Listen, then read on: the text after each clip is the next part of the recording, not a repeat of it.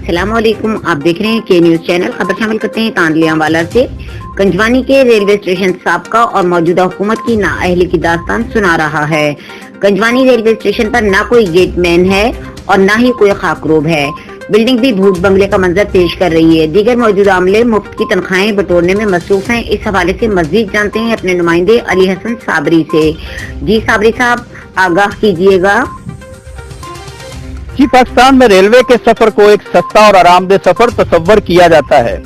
Railway सफर को शाही सफर भी कहा जाता है।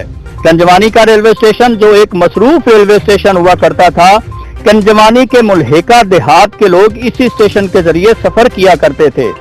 कंजवानी का रेलवे स्टेशन जो 1960 में कायम हुआ, जहां पर मुसाफिरों की सहूलत के लिए कैंटीन हुआ करती थी, जो तकरीबन अब अरसा 25 साल से बंद पड़ी है।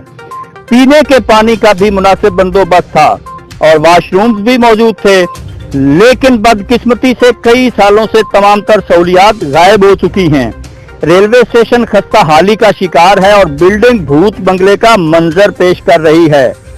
रेलवे स्टेशन पर खाक रूप और कोई गेटमैन भी नहीं है।